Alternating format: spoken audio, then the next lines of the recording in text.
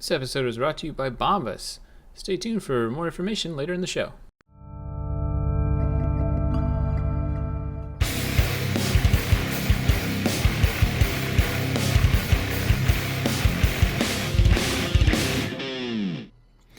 Oh, hello. Welcome to the Death Battle cast in another new format, I suppose. Welcome to Death Battle cast version 3.0. Works from home. Four new sets. Whoa. Yeah, 4 new sets. Oh my gosh, the budget we have these days. It's out of control. Took all the monitors from our set. Yeah. As always, I'm Ben. I'm Ben. I'm the voice of Wiz. I'm Shadow Play Boomstick. I'm Josh. I write and edit Death Battle. I'm Sam. I write and help make Death Battle. Boom. The cross pattern thing. It works, whatever. All right, and we've got some awesome stuff to talk about. Today we're going to have a sneak preview of the upcoming Death Battle, episode 125, Goro versus goddamn Machamp. It's happening. And then we've got a surprise little bit for the middle segment, what we're going to talk about, a recent Netflix show that Sam tipped us all off to that is absolutely buck wild, his words. And then we'll talk about Genos versus Bakugo, or community death battle, at the end of this show. And because we are live again, I'll be leaving it up to you guys to help pick the next community death battle. Don't spam the chat just yet. Don't spam the chat at all, honestly. But don't put in suggestions just yet. We will get to that later. But be thinking in your head right now about what matchups you think would make a good community death battle for later on. Everyone in the chat's just talking about my hair right now. Yeah, I mean, we just woke up, guys. Right? We're at home. God, I wish I could say that. Kid, man. Chad is just waking up every minute of the day because he's not sleeping. Welcome to having kids.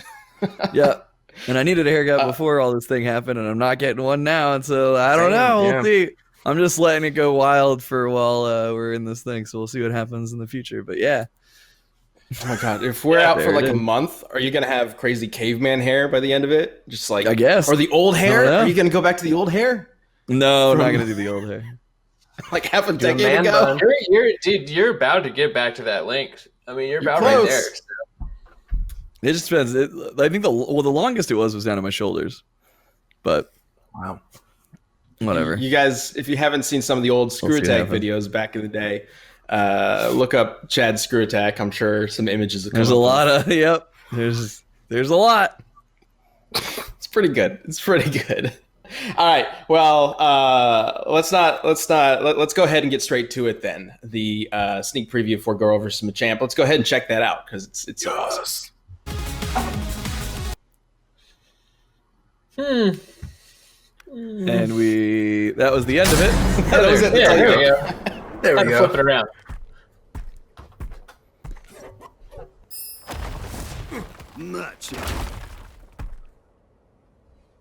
What? You're no Shokan. Be gone from my lair. Machamp! Disgusting. A pathetic runt like you wastes our dragon blood.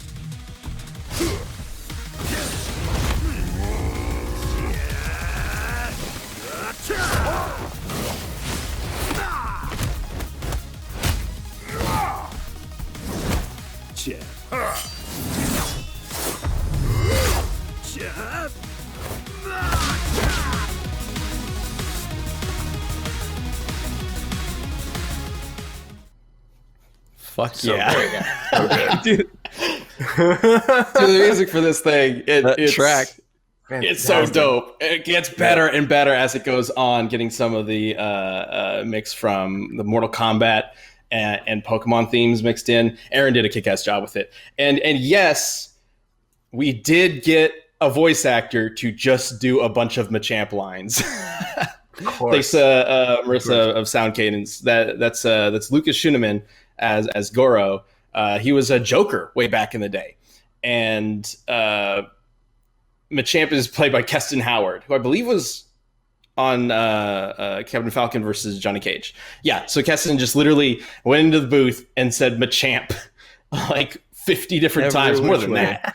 Yeah, I might post like a clip of some of the stuff that I got back because it's hilarious. Like, because it was literally the way we work with Sound Cadence to record voice actors. We give a list of different fight efforts to go through because obviously being Death Battle, most of the quote unquote dialogue is grunts and you're gonna get hit.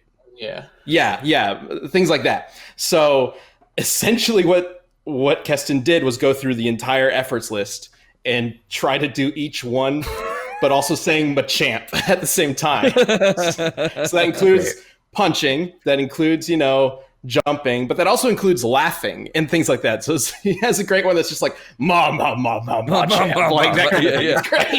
It's great. Of course. Listening to that track, though, is kind of maddening because it's just the same thing over and over and over. Yeah, it's awesome. It's like an I Am Groot audition. Right. Yeah. Oh my God. Can you imagine sitting there and listening to like hundreds of auditions for Groot? Just the same line over and over. And Vin Diesel did him in every single language too. Like he did his dub in every language for all those movies. Did he really? Yeah, I mean, you have to leave I Am Groot. Like it's not gonna be that hard, but still, You just gotta learn 3 words in a bunch of different languages. You're good.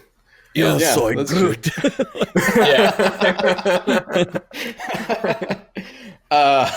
And that battle animation is directed by David Fisher, who's been working on Death Battle for a little while now. 2 years. He came up, about 2 years. Yeah. First joined on when he made the Diva versus Tronbon DBX that aired like half a year or something after. Way later. Yeah. But he's doing a fantastic job working with the animation team on that one. And every time we came together to go over a bit of the animation, I don't know. I can't help but just grin and laugh the entire time I watch this thing because it's so ridiculous. It's pretty great. So it's fun. We did commentary, and one of the things that I said in commentary was like it's a really good balance of funny and yet also gory. Like, which is an interesting thing to balance. But that's the classic like Death Battle balance that we do. I mean, going all the way back to Yoshi versus Riptor, this is that kind of fight where we're taking a very serious character, pitting him up against a goddamn Pokemon. So it's definitely going to be a memorable one. And that will be airing this upcoming Sunday for first members on roosterteeth.com and then Monday on the Death Battle YouTube channel. We're super excited for you guys to check it out. We hope you enjoy it. And as of this episode, we are over halfway through the first half of season 7, which is crazy. Like, it feels like we just started. This bi-weekly thing makes it feel like it's going a lot faster than it actually is. But we will have 4 more episodes after this. And then, as we've mentioned before, there will be a small break as DBX comes back. And then 10 more episodes of Death Battle will air later on in the year, which is crazy. We're doing more episodes this year than we have in a long time, which is awesome. Probably ever. I don't know if we've ever actually made this many episodes in a single year, outside of maybe the very first year when we were making episodes, literally making episodes every 2 weeks, as opposed to just airing them every 2 weeks, which was nuts. Yeah. So we are reasonably making more episodes this year than any other year, which is awesome. I don't know. What do you guys think of this episode? Oh yeah, it's a lot of fun. It's a lot of fun. Yeah, it's very good. The music track's buck wild. Like the track just keeps getting better and better throughout the fight. It's just a fun episode in general. It's really good. Yeah, the music track is so awesome. I mean, for Pokemon characters specifically, it's so hard to find good music because the Pokemon music is incredible. It's like really hard to live up to. And so when I heard that track, I was like, oh, if I could just use this for the entire rundown, it'd be incredible. It's so good. Yeah, and Josh actually wrote and edited this episode. So I think we're going to have a lot of fun stuff to talk about next week after this airs, but I don't want to get too into spoilers just yet. So we'll go ahead and move on from this. But again, that airs this weekend or premieres this weekend, this Sunday. On roosterteeth.com. So please check it out. We're super hyped to see what you guys think of it. All right, so let's go ahead and just move on to our next segment.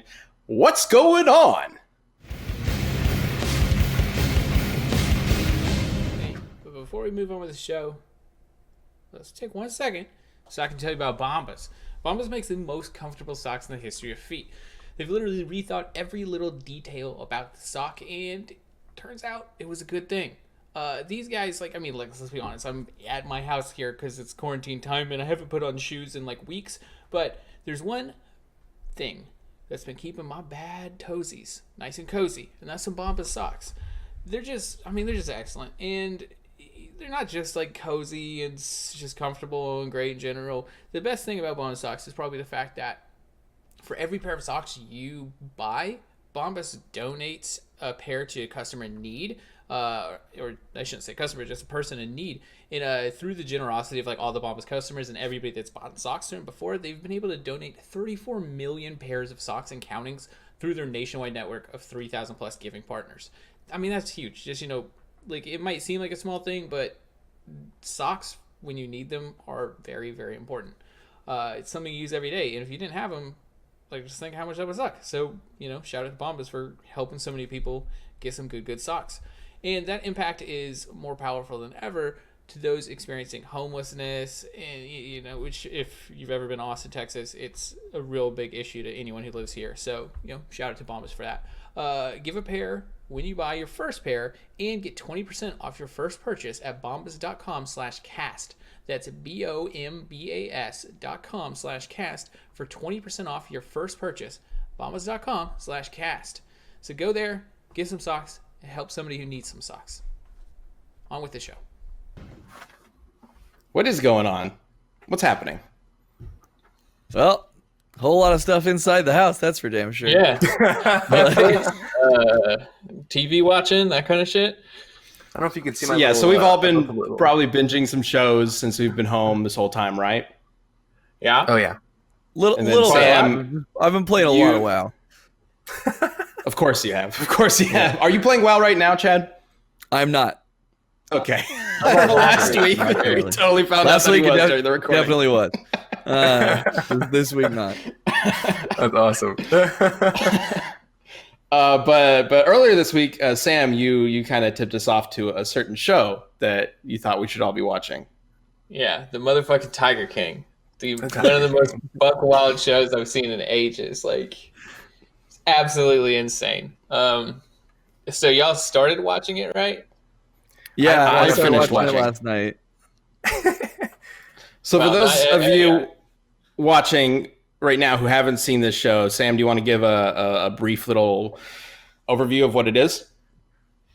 Yeah, it's a show about the Tiger King, which is this guy Joe Exotic in Oklahoma who like owns like a big cat zoo, and you at first you think like, okay, cool, it's just like, a show about a weird hillbilly that owns a zoo, and then it just goes straight off the fucking rails like almost immediately. Really, by episode 3, you find out that like they're involved in all sorts of weird pseudo crimes and nothing's on the up and up, and then like you start figuring out that like there's these other characters in it, like Carol Baskins, who's like a cat activist, but her shit does not smell like roses either. So it is. The whole thing it covers a lot of different people who are in the big cat business or were. Yeah. Laws have changed over the years. This is a show that like it took them the two people who made it took them 5 years to shoot everything, and fortunately the main guy Joe Exotic. Actually, two of them, both Joe Exotic and Carol Baskin, both have like online shows. So they have been recording footage of themselves for like over a decade. So there's tons of footage from so many years to go through and to use in this. Well, and that's one of the things that Sam said when he was telling us all to go watch it. He's just blown away about how much footage actually exists that they reference stuff, and that like especially because the dude Joe Exotic, I guess, just always filmed everything that he did. Like, it's crazy. They had some of the most menial crap like filmed. He just always had somebody there, and he was like, "Hey, make sure just film this." And like there was his number one goal. His number one goal was to make a reality show. Yeah, or at least at first it was. Chad, you haven't gotten to the later episodes. His goals skyrocket at a certain point. They keep changing. I mean, even starting is just like, yeah, he like, you know, he wanted to own big cats, and then it was like, and then he's traveling around to malls, right? And then it's like he introduced magic into his shows, and now he's doing magic with cats. And then he was like, no, I'm gonna own a shitload of cats and let people pet the kittens. And then it's like insane. This isn't that much of a spoiler because I think some people have heard of this guy, but they don't really know what we're talking about.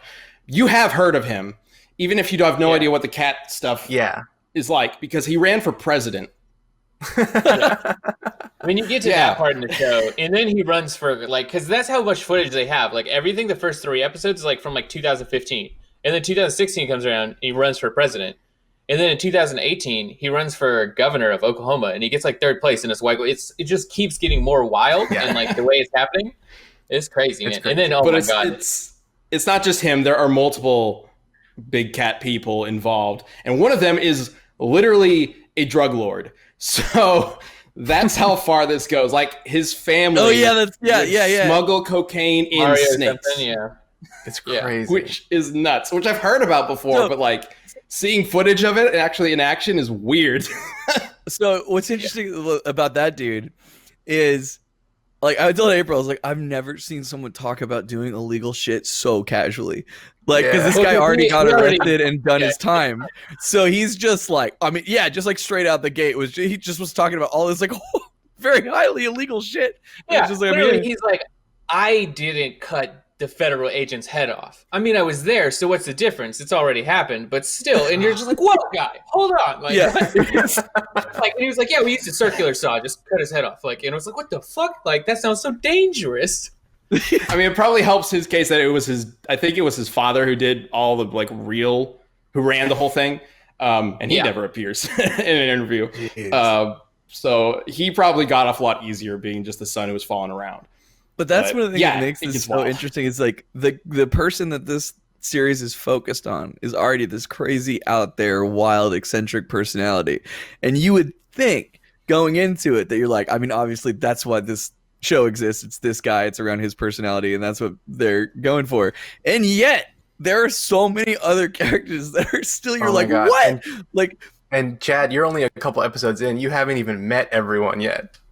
Yeah, I know. There are new people coming. Right. There's a person in about episode 4 or 5. I can't remember when he shows up. Who changes everything, and he changes everything. He is. I don't know. Like on one hand, he seems like he's the most legitimate person there, but on the other hand, it's like I don't know. Maybe he's like the craziest person there. Well, that's also the other thing too. Is like everybody they interview, every single person, you're just like, like why are you like?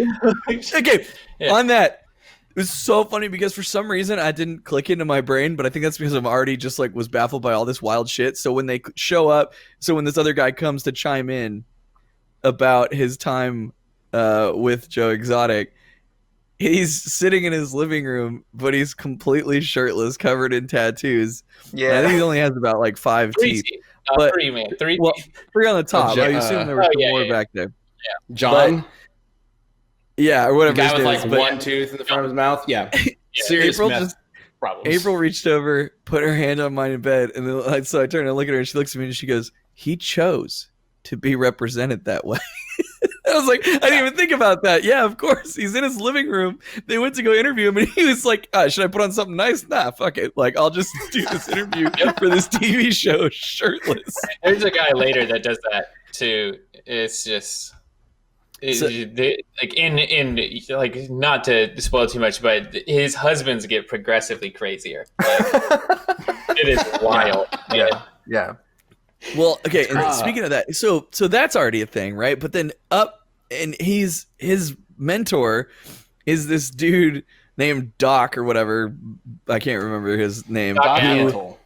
Yeah, Doc Antle, who he got into big cat stuff because he was like a super hippie and found this like guru and this commune, and it was all about like wild cats running around. So he then got into that and became this like, I don't know, weird harem lord where like he's grooming women. He's grooming women. Right now, like where he has this reservation, and people can go, obviously, and apply to work there or to intern there, and he would like.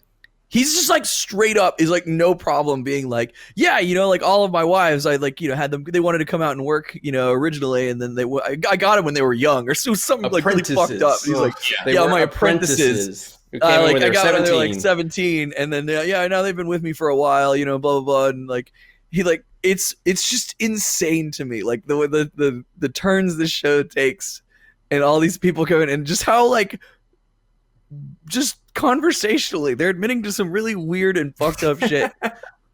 Yeah, it is. Like, and I'm not gonna hate on a guy for like trying to get a harem together. It's just the manner he goes about doing it, like literally manipulating them from youth, makes me think like he's like the worst person in this whole show. Like, I mean, other people are like get into murder and shit later. It's like I don't know if that's as bad, but like this guy's it's really weird.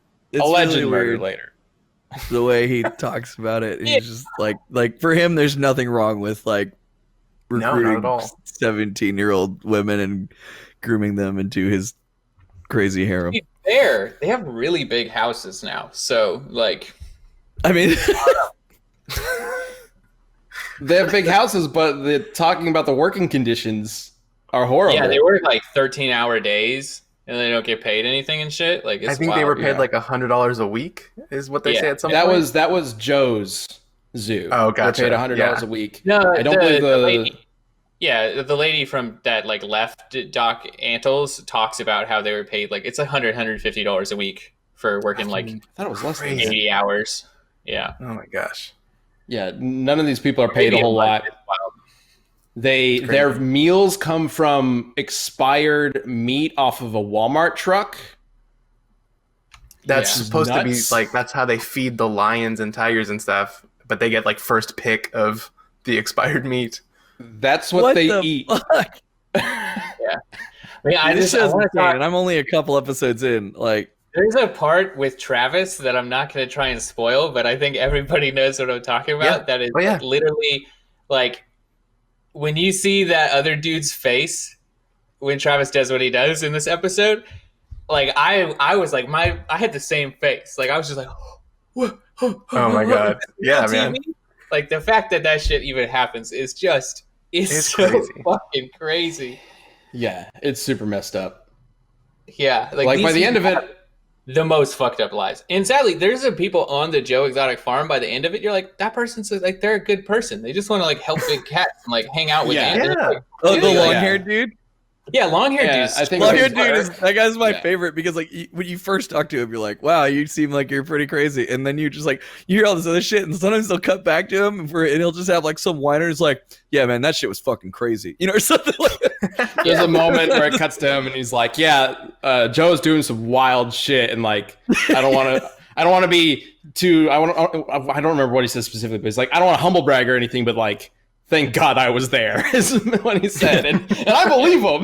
Like, out of all the people there, he's the most confident seeming. He's the one who was like, I don't know, he just like really needed a job. That was it. He didn't know anything about cats. He was like, I just needed a job. I thought it was cool. Yeah, they were tigers. They talk about it a little later. Like he recruits people by like, there'll be like somebody will come to him and be like, hey, somebody showed up on the bus yesterday and they're just sitting outside the bus stop still like today. They clearly have like no life and nowhere to go. And then he'll go recruit that person. Like that's how he gets new employees, is essentially just going and getting like destitute people, which isn't the worst thing in the world. He's like giving a lot of people like, it's like, oh, you're a prisoner that can't find a job. You can work here. And his very weird. Motivation for it, I think, is questionable. I think his motivation in the beginning is not questionable. By the end of the show, he's like an absolute, like his moral compass is span around and he's a monster. But he's super fucked up. But like, I can't remember which employee mentions it, but they say like his mantra for hiring these people is because he believes that if they have nothing in their lives, then they will dedicate themselves to this and they will be the best employees they can. And that's kind of, he's not quite setting up the same kind of cult as Doc is, but that is a cult mindset. Comes from. Yeah, absolutely. Yeah, it's definitely a cult mindset, and that's fucked up. It's One of my insane. favorite You guys things should watch it. It's definitely something to do. What's up, Even Zach? just watch his presidential campaign commercials. Yeah. Oh, the music videos. The music Oh, video. God, the music videos. He's also a singer, by the way. We didn't mention that. And Which he's that is not not him as singing bad that. as you'd expect him to be. No, that is Yeah, not as far as him a actually vocalist, singing. like when he started singing, I was like, oh, okay, yeah, he can sing No, pretty well. I don't believe it. I don't believe it at all. I think that's somebody else's voice. Yeah, it doesn't seem like his voice. I do not think that's his voice. I don't think that's No, it's gotta be. He's clearly too self-centered to let somebody else do the voice. Like, he's one of those people who think that they are the best person on earth and they want to share all their talents. And unlike a lot of those kinds of people, he actually does have some talents, which is crazy. Dude, But- one of the best things, I don't know how it happens, but so I don't know if you're there yet, Chad, but you've met Saf, the lady that only has one arm. I think it's So- Yeah, happened in which is episode 2. wild they were like, hey, so like, yeah, your hand got pretty fucked up, and like it's gonna take like multiple reconstructive surgeries, but we can 2 probably years get of it back. reconstructive surgery. 2 year, 2 years of reconstructive surgeries, or we can amputate it. She's like, cut it off. And she's like, whatever. God. I work with somebody who lost both their legs, so I didn't see it was a big deal. I was back at work that week, and I was like, what the fuck? But she wanted to be back at work, so it wasn't like a. But anyways, whenever that happens, I don't know how it fucking happens, but they switch to a shot of Joe, and then he's wearing like a medical advisor's jacket with like the medical emblem on the back and like patches and stuff. And I'm like, I how saw did he that. get this med staff jacket? Like the fact that how much attention Joe pays to his fit is like ridiculous. Like there's an episode where he's going on a date. And he walks into his hallway and he's got like 17 brown jackets that look almost identical. And he's like, Yep. And I'm just like, dude, they're all the same jacket. What is this man doing? It's just so insane. It's such a good show. They all Yeah, have fringe on them, and he's already wearing something with fringe on it. Just fringe on fringe. Yeah. Crazy. I do take a little bit of an issue with how he is portrayed.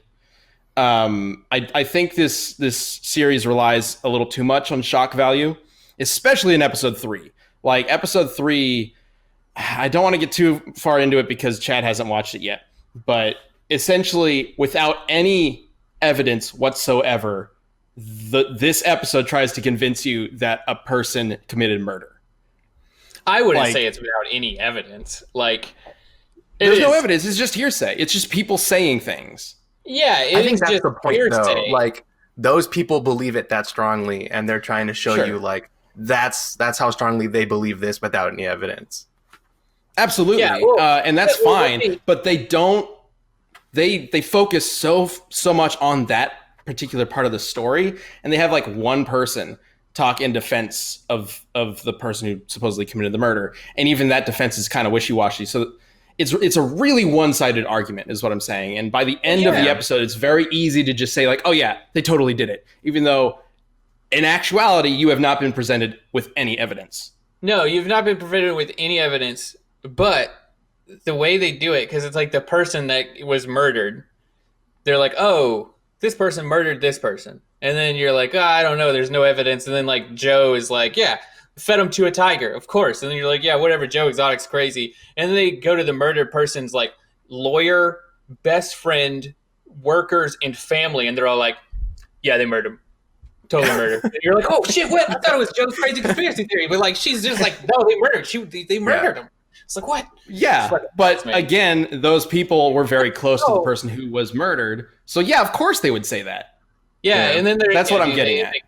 Yeah, of course they would. Of course they would. And it's like, it doesn't look good for the murdered claimed person because it's like, oh, and their brother is the sheriff. So of course that, you're Yeah, like, yeah. oh, no. Like it just, Yeah. is And like, that it's person, part of the I way want to down. be clear, that person is obviously not all 100% right in the head themselves. Like, Oh, fuck Yeah. no. Definitely personally, I is. think that they're the most put together person in the whole show. But at the same time, in order to even be in this business, you gotta be a little crazy, I think. Yeah. So, The Who show's knows? definitely not like it's not cut to be the most like informative documentary. It's cut to be the most No, it's entertaining. shock value. yeah, Right, absolutely. And it does a Absolutely. damn good job. It's, So- yeah, it's very well. Yes, it does. But by the end of it, Joe is the good guy, which I take issue with. Is he? I think so. Wait, I think they really try to argue for that. I don't Let's think not so. get- I don't think they do at all. Like, I don't think they make him be a good guy at all. I think they make Joe's staff out to be the good guys. And Joe to be for the bad sure. I'm talking about in comparison to everybody else. They try to set it up so that like there's literally a whole section about how he was set up, and he never actually did any of this. Like, Yeah. They try to make him out to be a sort of hero among crazy people. That's what I got from it, at least. And I think that's a little weird and crazy, but everybody can have their own opinion. Well, let's see. Well, I'll keep watching, and then we can maybe We'll get an back update up. from you.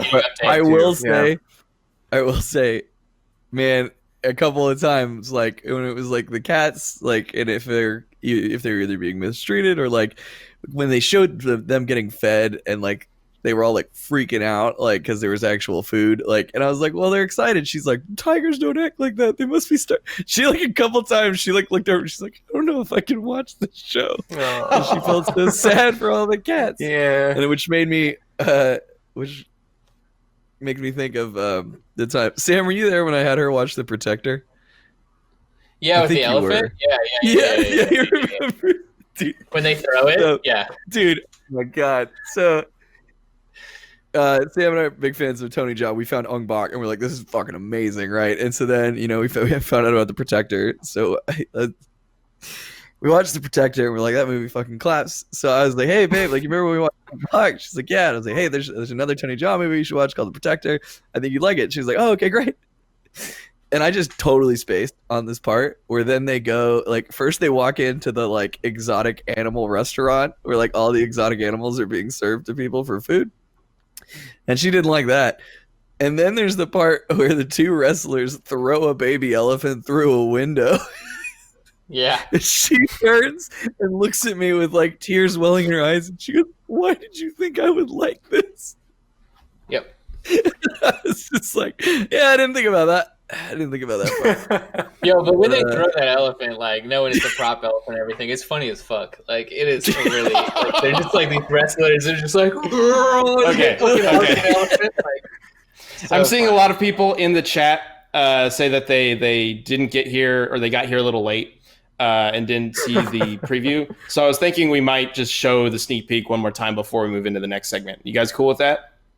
Yeah, sure. Tiger King sandwich, sneak peek, Tiger King, more sneak In peek. between. So let's It's go the ahead juiciest and meat you can get. bring up the Sure. Goro versus Machamp sneak peek. There are one more no time. rules. We're all stuck at home. Let's do it. Play it again.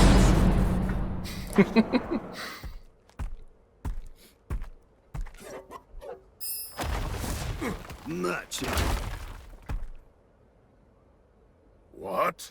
You're no Shokan. Be gone from my lair. Machamp! Disgusting. A pathetic runt like you wastes our dragon blood.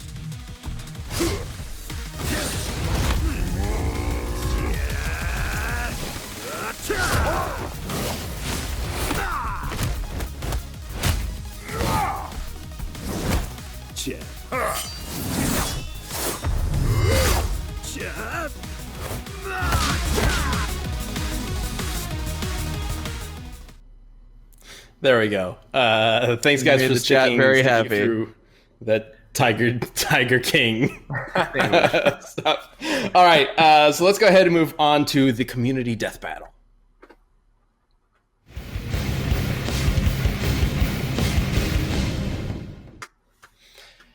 What are we doing? Genos versus Bakugo. That's right. Okay, so as always, with the community death battle, we leave it up to you guys to let us know who you think should win and why using hashtag DeathBattleCast on Twitter. So we should have an answer for Genos first that we can bring up. Ogre Savalayer says, Genos parted clouds with Dual Blade Rush, which would need a force equivalent to a nuke, so he can definitely make a bigger boom. And we know the students can be cut out. We know the students can be cut by ordinary blades, as seen in the fight with Stain. Genos can also go past Mach 100 speeds. The kid can Baku go fuck himself. Way to go. Oh, jeez. Ogre Savalayer is always delivered. This one was very interesting, and this might spoil a little bit of where the poll might go. There was 2 answers for Bakugo in the 60-something comments when I pulled them out. One, You might have been good to save that for after we get to the ball. yeah, well, let's go ahead and bring up the answer for Bakugo then. What? Genos thy name. What is this? L's my game. That's literally the best argument they had for Bakugo. All right. That is Is that even for? Yeah, that's for Bakugo. That's the right one. Like, it is literally, there's one that was not English, so I didn't think that would help. And then there was one that was like, seemed like pretty significant spoilers from the movie, and it was like, I don't want to use that answer. So What? So there's that one. nobody, like, that's how that fight is. So if you don't want to vote, No, I'm just gonna say the community death battle's really gone downhill since Sam started producing Death Battle Cast. I mean, How are we supposed to even make a general possible argument for Bakugo? I vote for the He's voiced underdog. I'll he's vote for voiced by Bakugo. Cliff Chapin for the American version, and Cliff's a really fucking awesome dude. there you go. So- How about that? Oh, Yeah, no. I mean, I'm afraid with this one, the thing is there isn't much of an argument. Okay, well, real quick, as I mentioned at the Gee, I beginning guess I'll of vote the Genos. cast, as I mentioned at the beginning of the cast, we will be taking a new suggestion from the chat.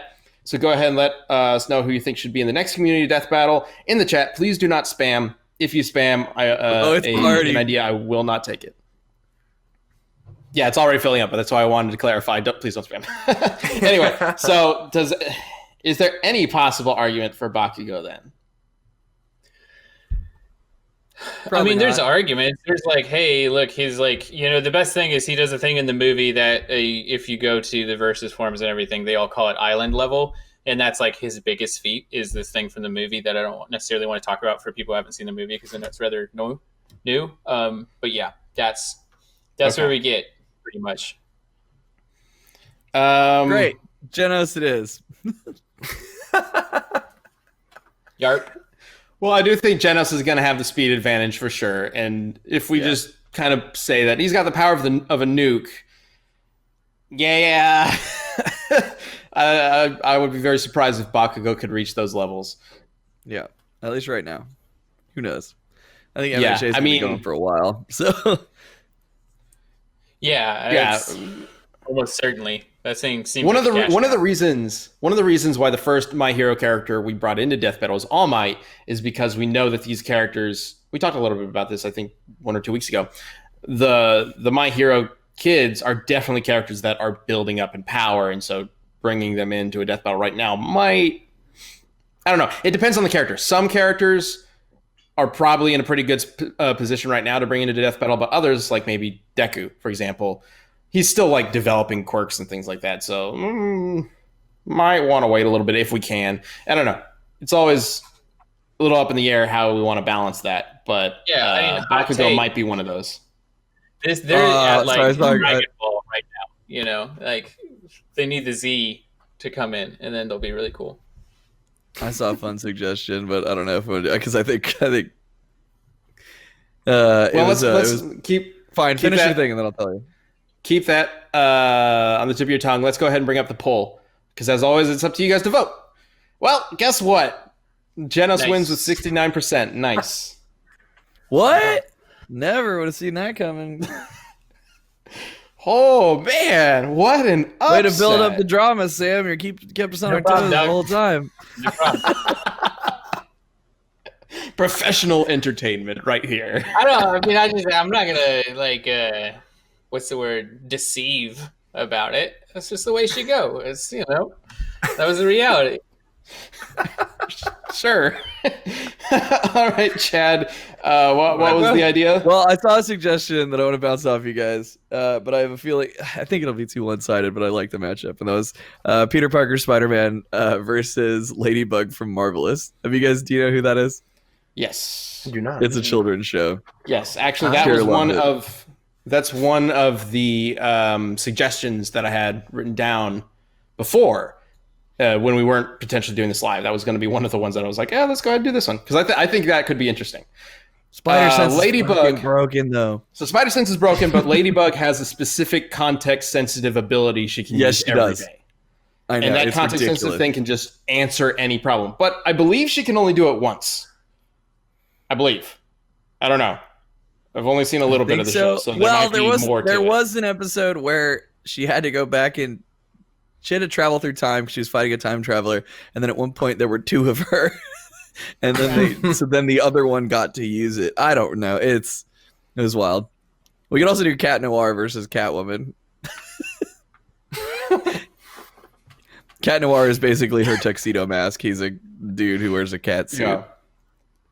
Is it Jellicle? No. Okay. Sorry. Be like that. Let's.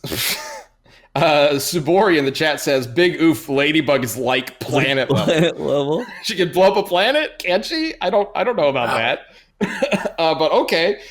Let's go ahead and do that. Spider-Man versus Miraculous Ladybug, because I've seen that requested quite a bit. Also, somebody asked if I really had 2 sets of DK bongos behind me. You're damn right I do. How are you supposed to play 64 multiplayer? games there too. Come on. Exactly. Yeah, you gotta do multiplayer. There's a Dreamcast fight stick down there too. I still have that Knights for the Sega Saturn with the controller that's never been opened. I managed to find that. That was fun. And I got a bunch of that like fantasy books over there and anime and stuff. What is that Knights box? Is that like a collector's edition thing? So, Knights, when it came out, because it was like one of the first games that was like the way the controls were, it was really hard. They felt it was hard to play on a D-pad, and they wanted you to play on an analog stick. So they made the controller, the Saturn controller with an analog stick, and then they packaged it with Knights. That's right. That's right. Yeah. That's so cool. All right. Well, the next community death battle. Do you You're always remember learning who stuff. suggested it? Do you It remember went who by so suggested it in the fast, chat? unfortunately. Whoever suggested Ladybug versus Spider-Man. Well, Props to people in the you. chat are saying it sounds fun, so let's go ahead and do We're it. talking Peter Parker, right? Sweet. Yeah. So the Yeah, Peter Parker Spider-Man. best Spider-Man, basically. Peter Parker, Spider-Man versus Miraculous Ladybug. Let us know who you think should win and why using hashtag DeathBattleCast on Twitter. You can give us whatever answer you'd like. We'll read off some of the best ones, hopefully, Sam, next episode. I should see if Lindsay has time to pop in next episode. Maybe even if it's only for the community death battle. She's a really big fan of Ladybug. Sure, That could be fun. that'd be great. Does this part of the show is it actually good for adults too? It's. I mean, If you're gonna watch a show with your kid, it's pretty good. yeah. If you're gonna watch a show with your kid, it's solid. Like, I mean, it's the same It's thing. an Like, interesting it's show. the The reason repeatable why- format show, right? Of evil. Like, there's this evil guy that wants to like take over the world, and he has these things. It's a lot like kind of like Reboot, I guess. Also like Power Rangers, right? Evil Power person Rangers wants for to take. really little kids. Yeah, like Power Rangers and for really then- little kids. Here's the cool thing about it, at least for me. I was interested in it because it's a French show. And so it's a 3D French show dubbed to English, which, I don't know, it was really fascinating to me. I wanted to see how they did that, and it works really well. But it's a really well-made show, but it's definitely, no, as an adult, like, it'd take a very specific kind of person who's into that sort of thing to really enjoy it for long periods of time. Which is not a problem at all, but it's a really decent animation for like a little kid show. Yeah, it's a fun show to check out. All right, so yeah, let us know who you think should win. We'll have a poll up at the end of the week on the Death Battle Twitter, and we'll cover that next week's show. And looks like this new setup seemed to work pretty well, so I guess we'll continue doing this. Yeah. Yay! Yeah. See that. Thanks to everybody who set this up. Yeah. Thank you, broadcast. Y'all Yeah. are wonderful. Which would be All right, Ben and thank Shane you guys. in this case. Thank you guys. Yes, and thank you guys watching for This tuning was in. great. Yeah. We wait. Yeah. Just fade us to Okay. black whenever you want. Bye. Oh, bye. I guess we're done. We're done.